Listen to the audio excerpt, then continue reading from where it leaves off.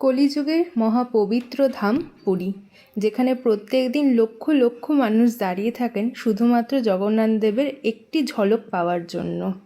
এই মন্দিরের সাথেই জুড়ে রয়েছে প্রচুর অলৌকিক গল্প গাথা এবং রয়েছে জগন্নাথ দেবের প্রচুর মাহাত্ম্য।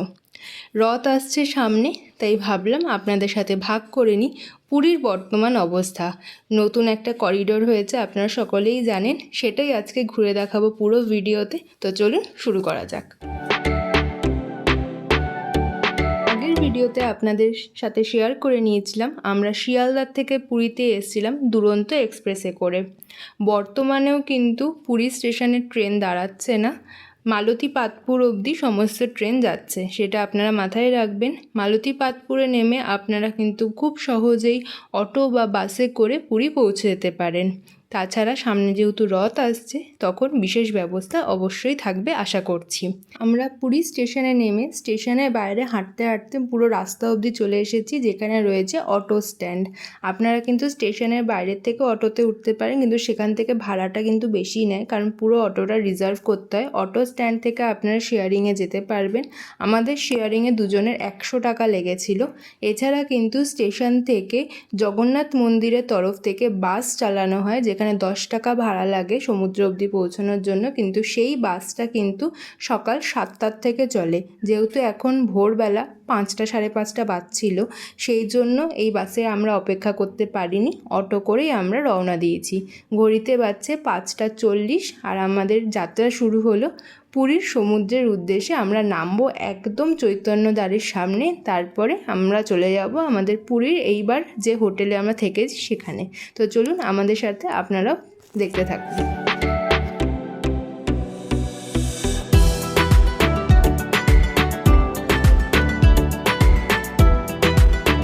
পুরী স্টেশন থেকে স্বর্গদ্বার পর্যন্ত 3.5 কিলোমিটার রাস্তা, যেতে মোটামুটি 15 মিনিট সময় লাগবে। যেহেতু ভোরবেলা রাস্তা একদমই ফাঁকা ছিল, আমরা বেশ তাড়াতাড়ি পৌঁছে গেছিলাম। দিনের বেলায় জ্যাম থাকতে পারে, সেক্ষেত্রে আর একটু টাইম বেশি লাগবে। আর সত্যি বলতে ভোরবেলার এত সুন্দর পরিবেশ, হালকা একটা নোনতা হাওয়া দিচ্ছিল, তার সাথে ধীরে ধীরে যেন সমুদ্রের আওয়াজ শুনতে পাচ্ছিলাম। প্লাস দেখলাম এই বছর কিন্তু খুব সুন্দর করে এই দেয়ালগুলোতে পেইন্টিং করা রয়েছে, দেখতে সত্যিই ভালো লাগছে। আর দেখতে দেখতে পৌঁছে গেলাম বাঙালির মনে হয় সবথেকে পরিচিত এই মোড়, যেখান থেকেই শুরু হয়ে যাচ্ছে পুরীর সমুদ্র। আপনারা যারা একটু নিরিবিলিতে থাকতে চান, তারা কিন্তু এখানে নেমেই যে গোল্ডেন বিচ আছে তার উল্টো দিকে প্রচুর হোটেল আছে, সেইখানে থাকতে পারেন। গোল্ডেন বিচটা তো এখন নতুন হয়েছে, যেখানে প্রাইভেট অ্যাক্সেস।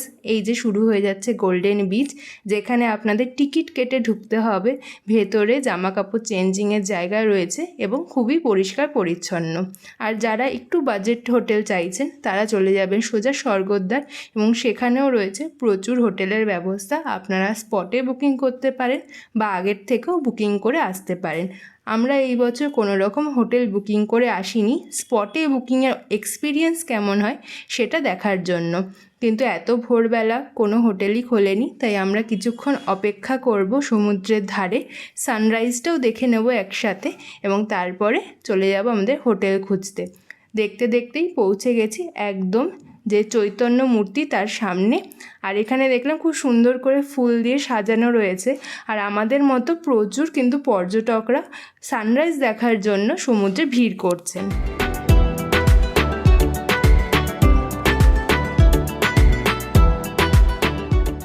সানরাইজ যদি একটু দেখা যায় সেই আশাতে সবাই, এখানে প্রচুর লোকরা দাঁড়িয়ে আছে, বিচ ভর্তি লোক। সকালবেলা ভোর 5:30 বাজে এখন। সি বিচের পাশ দিয়ে প্রচুর হোটেল রয়েছে, তাছাড়া যে গলিটা ঢুকে যাচ্ছে সেখানেও অনেক হোটেল রয়েছে। আমরা প্রথমে গেছিলাম সবথেকে পপুলার নীলাচল হোটেলে, সেখানে সি ভিউ রুম 5,000 টাকা ছিল, আর নন সি ভিউ 3,000 টাকা। দামটা আমার একটু বেশি লেগেছে বলে আমরা সেখানে রুম নিইনি। বসে আছি স্বর্গদ্বার একদম উল্টো দিকে স্বর্গদ্বারের হোটেল রেইনবোতে, এখানে কথাবার্তা চলছে, যেখানে যেহেতু সমস্ত রুম ফুল, সেজন্য 7 অবধি বসে থাকতে হবে, তারপর ওনারা রুম আমাদের ক্লিয়ার করে যাওয়ার কথা হয়েছে। এসিতে 1500 টাকা আমরা বলেছি, এবার দেখা যাক কী হয়। আরও 2-4টে আমরা রুম দেখবো।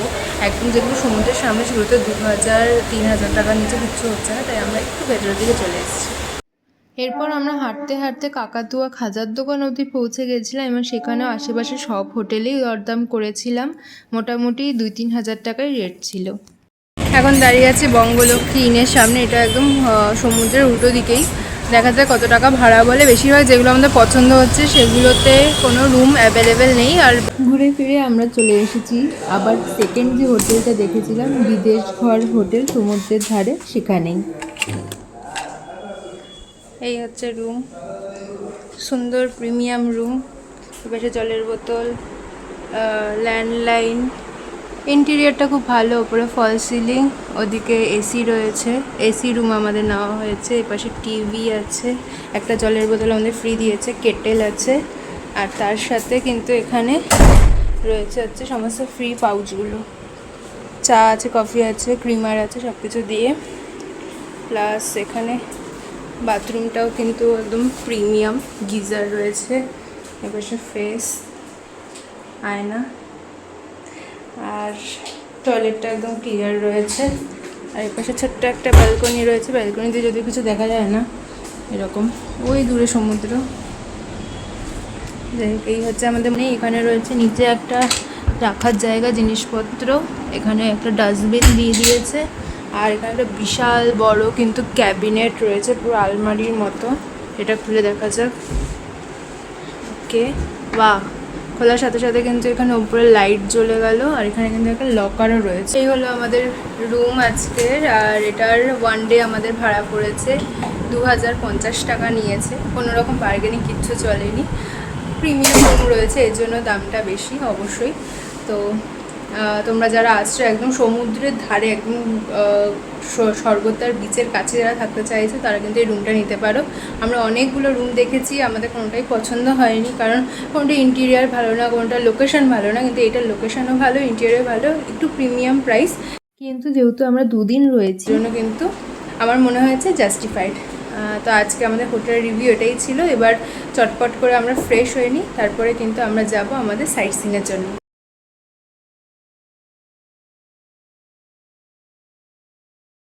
এখন ঘড়িতে বাজছে 11টা, আর আমরা রেডি হয়ে বেরিয়ে পড়েছি ব্রেকফাস্ট করবো বলে। আনফর্চুনেটলি অর্ধেক দোকান উঠে গেছে ব্রেকফাস্টে। খুঁজে খুঁজে একটা দোকান পেয়েছি যেখানে ডিম টোস্ট বানাচ্ছে এখন আপাতত। এটা খাই, তারপরে আমরা স্নান করতে যাবো। যেহেতু আজকে 10:30 জোয়ার আছে, এই জন্য পাড়ের দোকানগুলো উঠে যাচ্ছে, এটা বুঝলাম মেন রিজন। যাই হোক, খেয়ে দে, তারপর ফোন হোটেলে রেখে আবার আসবো স্নান করতে। নিয়ে নিয়েছি আমাদের ডিম টোস্ট, স্লাইস পাউরুটি দিয়ে ডিম টোস্টটা বানিয়েছে, 2টো ডিম দিয়ে। তো 50 টাকা প্লেট। দেখে তো খুবই টেম্পটিং লাগছে, কারণ সকাল থেকে কিছু খাইনি, প্রচুর খিদে পেয়ে গেছে, 11টা বাজে। তো চটপট এটা খেয়ে নিই। আর এটা আলাদা করে কি রিভিউ দেবো, ডিম টোস্ট সবার প্রিয়, ভালোই লাগবে।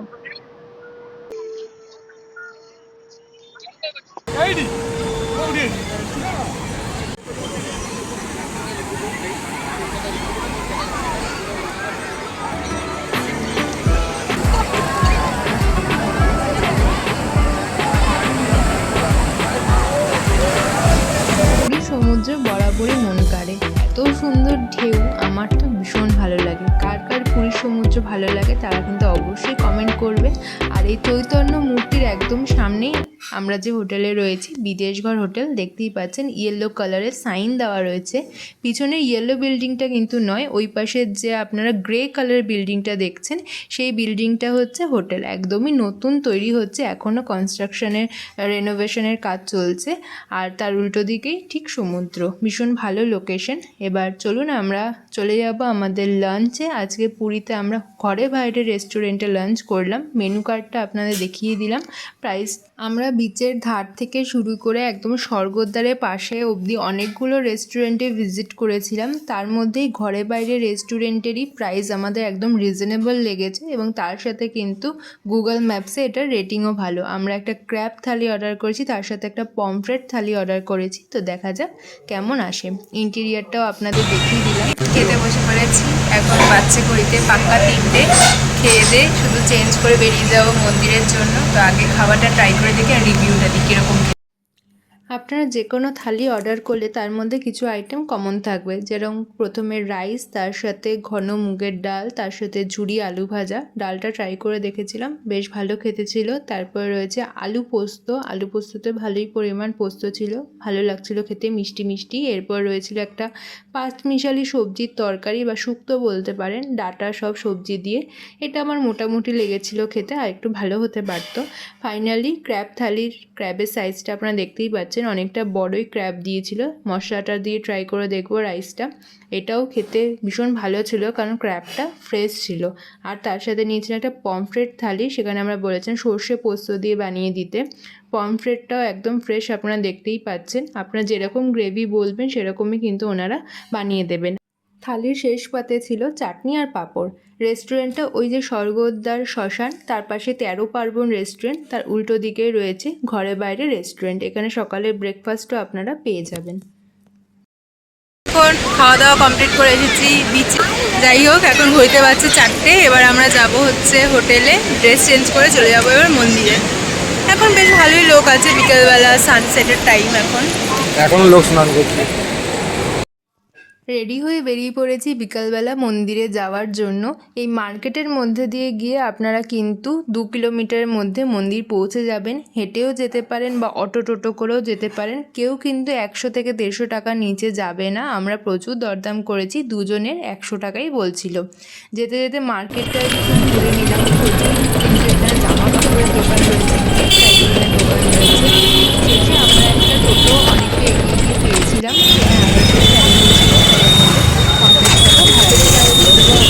জন্য পৌঁছে গেলাম মন্দিরের দক্ষিণ দুয়ারে। ফাইনালি আমরা পৌঁছে গেছি এখন জগন্নাথ মন্দিরের একদম দক্ষিণ গেটে।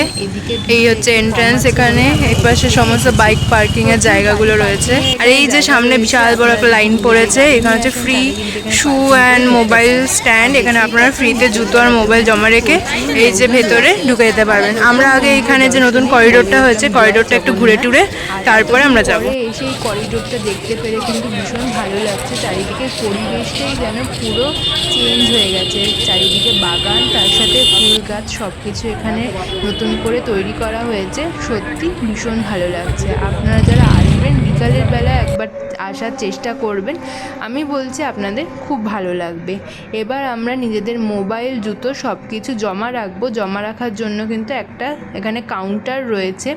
আপনারা অসংখ্য কাউন্টার পেয়ে যাবেন পুরো করিডোর জুড়ে, যে কোনো একটাতে রাখলেই হবে। আমরা এই পাশে যে কাউন্টার টয়লেটের দিকে, সেখানে লাইন দিলাম। দেখতেই পাচ্ছেন প্রচুর লাইন রয়েছে। আর একটা ভালো ব্যাপার হলো করিডোরে কিন্তু অনেক টয়লেটেরও ব্যবস্থা রয়েছে, আগে যেটা একটা সমস্যার ব্যাপার ছিল। তো চলুন মোবাইল, জুতো এগুলো জমা রাখি এবং তারপরে ঢুকে যাব মন্দিরের ভেতরে। কি কি বর্তমানে মন্দিরের নিয়ম আছে সব ধীরে ধীরে আপনাদের জানাতে থাকবো।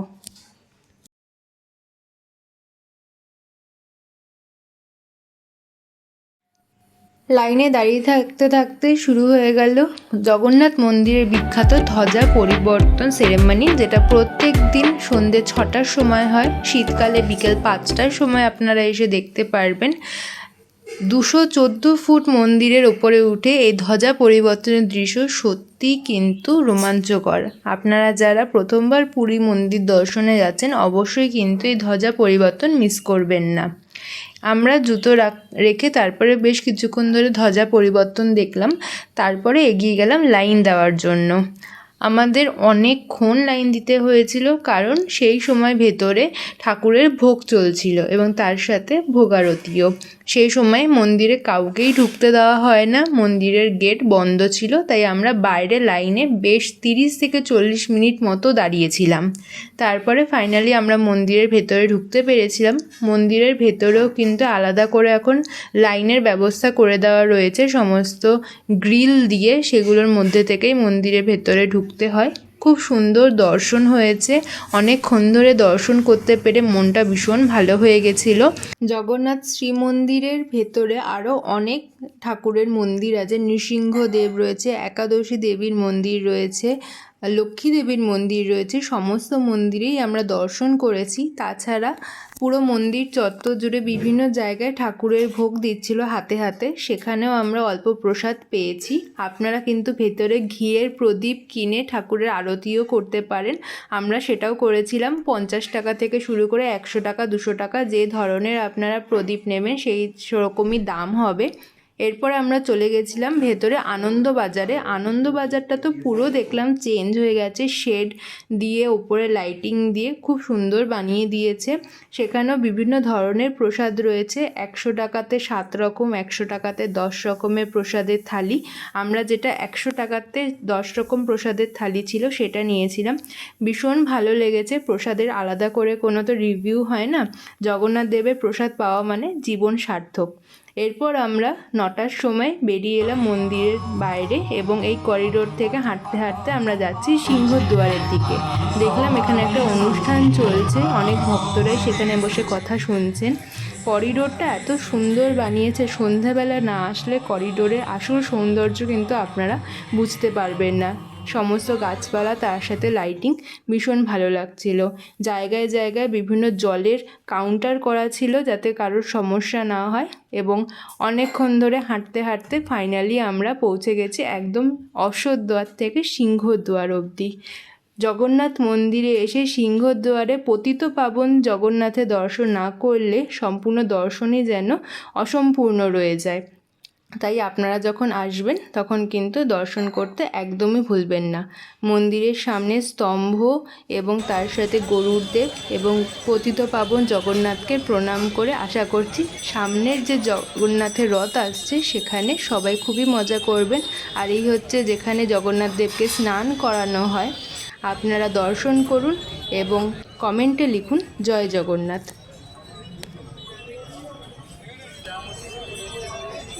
আরও একটা কথা, জগন্নাথ মন্দিরের ভেতরে বর্তমানে গর্ভগৃহ অবধি তো যেতে দেয় না, একদম অনেকটা দূর থেকে দর্শন হয়।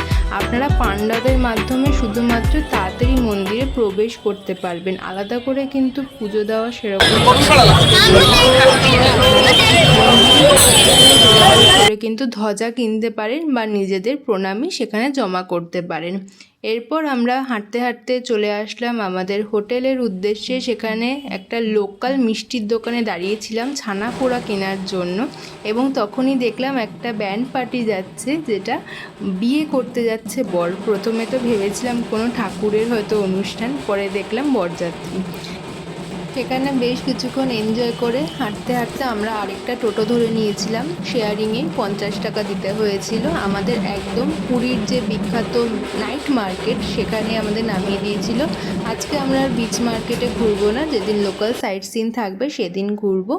আমাদের হোটেল আপনাদের দেখিয়ে দিলাম, একদম বড় বড় জলজল করছে। আর নাইট মার্কেট থেকে আমরা টুকটাক কিছু স্ন্যাক্স কিনে খেয়েছিলাম এবং রাতে ডিনার করে নিয়েছিলাম সেই ঘরে বাইরে রেস্টুরেন্টেই। পরবর্তী ভিডিওতে আপনাদের সাথে শেয়ার করে নেব পুরীর অন্যতম একটি দর্শনীয় স্থান জগন্নাথ দেবের আদি রূপ নীলমাধব। আপনারা কি করে পুরী থেকে নীলমাধব দর্শন করতে যাবেন, কত টাকা খরচ হবে, কিভাবে সেখানে প্রসাদ পাবেন, পুজো কিভাবে দেবেন, সমস্ত কিছু থাকবে পরবর্তী ভিডিওতে।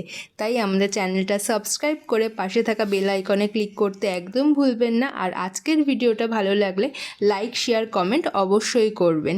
চলুন দেখা হবে পরবর্তী ভিডিওতে। ভালো থাকবেন, ধন্যবাদ। জয় জগন্নাথ।